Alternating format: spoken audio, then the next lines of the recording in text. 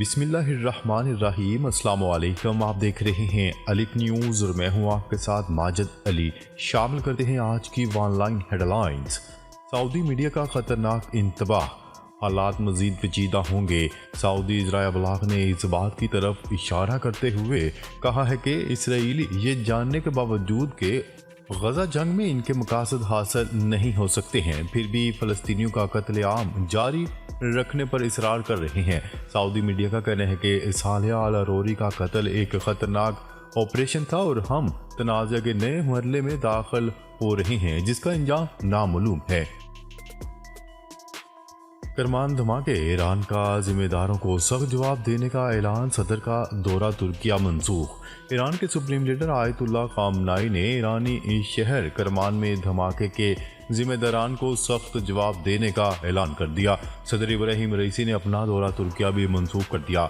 ईरानी supreme leader Ayatollah खामनाई ने धमाकों की शदीद मजम्मत करते हुए कहा है कि दुश्मनों ने एक बार फिर तबाही फैलाई और बड़ी तादाद में लोगों को शहीद किया। इस तबाही का इंशाअल्लाह सख्त जवाब दिया जाएगा। उन्होंने जाम हक होने वालों की मगफरत और जख्मियों की जल्द सेहतियाबी की दुआ की। इसराइल के साथ ताल्लुकात को हर सूरत बरकरार रखेंगे मुत्तहिदा अरब अमारात। मुत्तहिदा अरब अमारात के सफारती अमूर के मशीर अनोर करकाश ने कहा है कि इसराइल के साथ ताल्लुकात को हर सूरत बरकरार रखा जाएगा। गैर मुल्की मीडिया की रिपोर्ट के मुताबिक गजा में इसराइली जंग के 3 माह मुकम्मल होने पर मुत्तहिदा अरब अमारात ने ऐलान किया है कि इसराइल के साथ ताल्लुकात का फैसला स्ट्रेटजिक नौयत के फैसले की बुनियाद पर कायम किया गया था, इसलिए इन्हें गजा में जारी जंग के बावजूद भी हर सूरत बरकरार रखा जाएगा। अमेरिका का कहना है कि ईरान के पास इसराइल के खिलाफ कार्रवाई का कोई जवाब मौजूद नहीं। अमेरिकी महकमे खारजा के तर्जुमान मैथ्यू मिलर ने मीडिया ब्रीफिंग में कहा है कि ईरान समेत खित्ते का कोई भी मुल्क या ग्रुप मौजूदा सूरत हाल का फ़ायदा उठाकर इसराइल के खिलाफ कार्रवाई करने से कबल 2 मरतबा सोचेगा। ईरान के पास इसराइल के खिलाफ कार्रवाई करने का कोई जवाब नहीं। तर्जुमान का मजीद कहना था कि ईरान में धमाकों में अमेरिका या इसराइल मुलव्वस नहीं है और इस तरह के तमाम इल्ज़ामात को मुस्तरद करते हैं।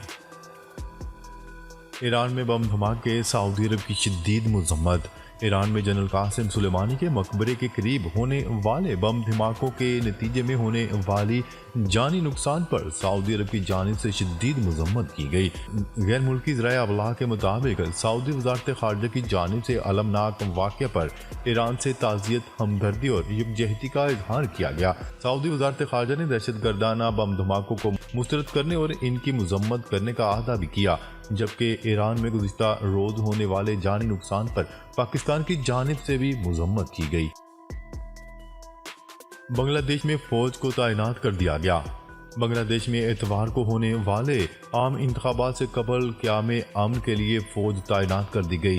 कौमी इंतखाबात से कबल तशद्दुद के खदशे के पेश नज़र बांग्लादेश भर में फौजों को तैनात कर दिया गया। इन इंतखाबात का हिज़्ब इख्तिलाफ की बड़ी जमात बायकॉट कर रही है। फौजियों ने बख्तरबंद गाड़ियों में दारुल हुकूमत ढाका में कायम आर्जी कैंपों में सफ़र किया ताकि सिविल इंतजामिया को अमन सलामती बरकरार रखने में मदद मिल सके। यूक्रेन और रूस का बड़ी तादाद में कैदियों का तबादला। गैर मुल्की मीडिया की रिपोर्ट के मुताबिक मुत्तहिदा अरब अमारात की सालसी और मुज़ाकरात के जरिए रूस और यूक्रेन के दरमियान 450 से ज़ायद कैदियों का तबादला हुआ। यूक्रेन की जानिब से कहा गया है कि रूस की कैद से 230 कैदियों को रिहा कर दिया गया है, जिनमें मुसल्लह अफवाज और सरहदी महाफ़ज़ों के अहलकार भी शामिल हैं। गैर मुल्की मीडिया की रिपोर्ट के मुताबिक बदले में यूक्रेन ने भी 248 रूसियों को रिहा किया। गुज़िश्ता अगस्त के बाद से कैदियों का ये पहला बड़ा तबादला है।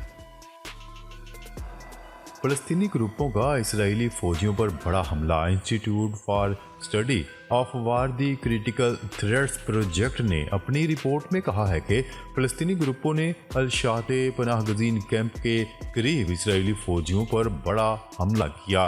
रिपोर्ट के मुताबिक हमास के अहलकार ड्रोन के जरिए इसराइली फ़ौज की निगरानी करते रहे। फ़लस्तीनी मुज़ाहमतकारों ने इसराइली ड्रोन तैयारे को भी मार गिराने का दावा किया। اسرائیل نے لبنان میں ایک اور حملہ کر کے حزب اللہ کے سینئر اہلکار سمیت 4 ارکان کو شہید کر دیا۔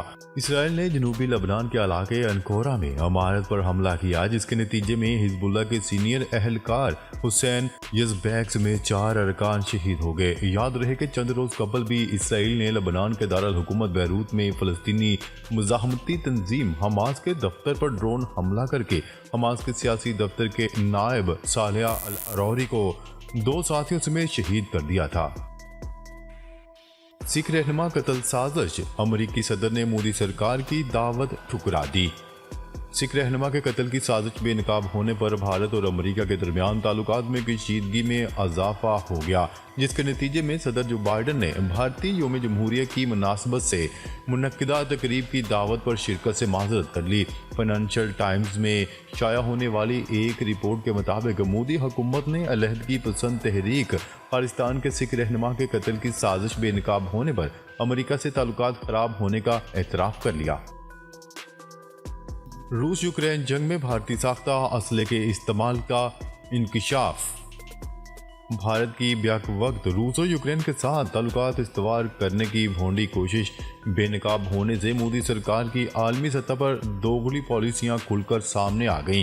سوشل میڈیا پر وائرل ہونے والی ویڈیو میں دیکھا جا سکتا ہے کہ یوکرینی فوج روس کے خلاف جو اسلحہ استعمال کر رہی ہیں وہ بھارتی ساختہ ہیں، جبکہ بھارت ہمیشہ سے روس یوکرین جنگ میں غیر جانبداری کا دعویٰ کرتا آیا ہے۔ علاوہ ازیں بھارت کئی بار روس کو یقین دلا چکا ہے کہ وہ یوکرین سے جنگ میں غیر جانبدار ہونے کی اپنی پالیسی پر کاربند ہے، تاہم یہ جھوٹ پکڑا گیا۔ سعودی فرمانروا نے عمرہ زائرین کو خوشخبری سنا دی۔ سعودی فرمانروا شاہ سلمان بن عبدالعزیز نے 1000 عمرہ زائرین کی میزبانی کی منظوری دے دی۔ غیر ملکی ذرائع ابلاغ کے مطابق یہ عمرہ زائرین خادم حرمین شریفین شاہ سلمان بن عبدالعزیز کے مہمان ہوں گے۔ عرب میڈیا کا اس حوالے سے کہنا ہے کہ مہمانوں میں وہ شخصیات شامل ہوں گی جنہوں نے اسلام اور مسلمانوں کی نمایاں خدمات کے علاوہ انتہا پسندی اور دہشت گردی کے خاتمے کے لیے کام کیے ہوں گے۔ غزہ میں غذائی قلت، چڑیا گھروں میں جانور بھی بھوک سے نہ ڈال۔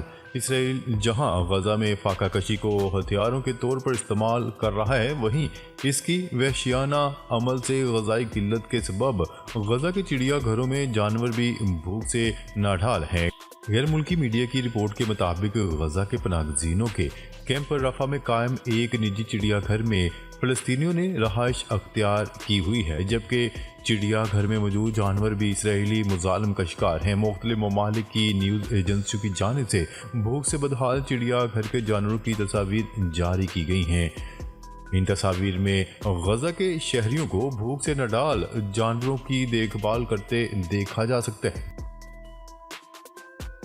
بیرون ملک سے آنے والوں کے کرونا ٹیسٹ دوبارہ شروع کرنے کا فیصلہ۔ کورونا کے نئے ویرینٹ کی روک تھام کے لیے national command and operation centre نے بیرون ملک سے آنے والے 2% مسافروں کے کورونا ٹیسٹ دوبارہ شروع کرنے کا فیصلہ کر لیا۔ NCOC حکام کے مطابق کورونا ٹیسٹنگ کا فیصلہ دنیا بھر میں پھیلے JN1 ویرینٹ کی روک تھام کے لیے کیا گیا ہے۔ دھند سے فلائٹ آپریشن متاثر، مزید 24 پروازیں منسوخ۔ اسلام آباد اور پنجاب کے مختلف علاقوں میں شدید دھند کا سلسلہ جاری ہے، جس کی وجہ سے فلائٹ آپریشن بھی متاثر ہے۔ غیر یقینی صورتحال کی وجہ سے آج مزید 24 پروازیں منسوخ کر دی گئیں، جبکہ ملکی اور غیر ملکی 100 سے زائد پروازوں کی آمد و رفت بھی تاخیر کا شکار۔ اسلام آباد، سیالکوٹ اور پشاور ایئرپورٹ پر پروازوں کی لینڈنگ ٹیک آف کے لیے غیر یقینی صورتحال ہے۔ 3 دن میں 88 مقامی اور بین الاقوامی پروازیں منسوخ ہو چکی ہیں۔ جاپان زلزلے سے ہلاکتوں کی تعداد 81 ہو گئی، 151 افراد لاپتہ۔ جاپان میں 7.6 شدت کے زلزلے کے باعث اموات کی تعداد بڑھ کر 81 ہو چکی ہے، جبکہ 51 افراد تاحال لاپتہ ہیں۔ چینی خبرساں ادارے کی رپورٹ کے مطابق وسطی جاپان اور اس کے آس پاس کے علاقوں میں شدید زلزلے کے باعث درجنوں عمارتیں تباہ ہو گئیں، سڑکوں پر گہری دراڑیں اور رہائشی علاقوں میں آگ بھڑک اٹھی۔ 36,000 گھر بجلی سے محروم ہو چکے ہیں۔ توشہ خانہ ریفرنس کیس میں بانی P T I Imran Khan اور ان کی اہلیہ بشریٰ بی بی پر فرد جرم عائد نہ ہو سکی۔ توشہ خانہ کیس اور 190 ملین پاؤنڈ سکینڈل کی سماعت احتساب عدالت کے جج محمد بشیر نے اڈیالہ جیل میں کی۔ سابق وزیر اعظم اور ان کی اہلیہ بشریٰ بی بی پر فرد جرم عائد نہ ہو سکی اور عدالت نے توشہ خانہ ریفرنس میں عمران خان اور بشریٰ بی بی پر فرد جرم کی کارروائی کے لیے 6 جنوری کی تاریخ مقرر کر دی۔ تحریک انصاف نے بلے کے نشان کی واپسی کے لیے سپریم کورٹ سے رجوع کر لیا۔ پشاور ہائی کورٹ کے فیصلے کے خلاف دائر درخواست میں موقف اپنایا گیا ہے کہ الیکشن کمیشن کی درخواست قابل سماعت ہی نہیں تھی۔ الیکشن کمیشن اس معاملے میں فریق نہیں بن سکتا۔ درخواست میں کہا گیا ہے دیگر سیاسی جماعتوں کے برعکس پی ٹی آئی کے خلاف امتیازی سلوک کیا جا رہا ہے۔ الیکشن کمیشن نے بلے کا انتخابی نشان واپس لیتے وقت شواہد کو مد نظر نہیں رکھا۔ بجلی مزید فی یونٹ 4.12 روپے مہنگی، صارفین پر 35 ارب روپے کا بوجھ پڑے گا۔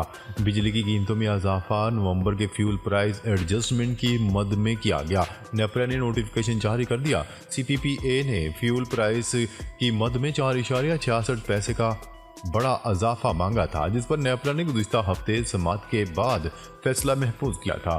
قیمتوں میں اضافے کا اطلاق الیکٹرک صارفین پر نہیں ہوگا۔ انٹر بینک میں ڈالر کی قیمت میں معمولی کمی، چوتھے کاروباری روز کے اختتام پر انٹر بینک میں ڈالر کی قیمت میں معمولی کمی ریکارڈ کی گئی۔ اسٹیٹ بینک آف پاکستان کی جانب سے جاری اعداد و شمار کے مطابق امریکی کرنسی کی قیمت 281 روپے 72 پیسے سے کم ہو کر 281 روپے 67 پیسے پر بند ہوئی۔ T20 ورلڈ کپ کا ابتدائی شیڈول تیار، پاکستان کے گروپ میں بھارت بھی شامل۔ جون 2024 سے شروع ہونے والے آئی سی سی T20 ورلڈ کپ کا ابتدائی شیڈول تیار کر لیا گیا۔ نجی ٹیلی ویژن کی رپورٹ کے مطابق پاکستان اور بھارت کو ایک ہی گروپ میں رکھا گیا ہے۔ 4 گروپ تشکیل دیے گئے ہیں اور ہر گروپ میں 5 ٹیمیں شامل ہوں گی۔ پاکستان اور بھارت کے ساتھ گروپ میں میزبان امریکہ، آئرلینڈ اور کینیڈا شامل ہیں۔ پہلے راؤنڈ میں اس گروپ کے زیادہ تر میچز امریکہ میں کھیلے جائیں گے۔ ورلڈ کپ T20 2024 4 جون سے 20 جون تک امریکہ اور ویسٹ انڈیز میں کھیلا جائے گا۔ اس میں 20 ٹیمیں حصہ لے رہی ہیں۔ ناظرین، اب تک کے لیے اتنا ہی۔ مزید خبریں لے کر بہت جلد آپ کی خدمت میں حاضر ہوں گے۔ تب تک کے لیے اپنا خیال رکھیے گا۔ اللہ نگہبان۔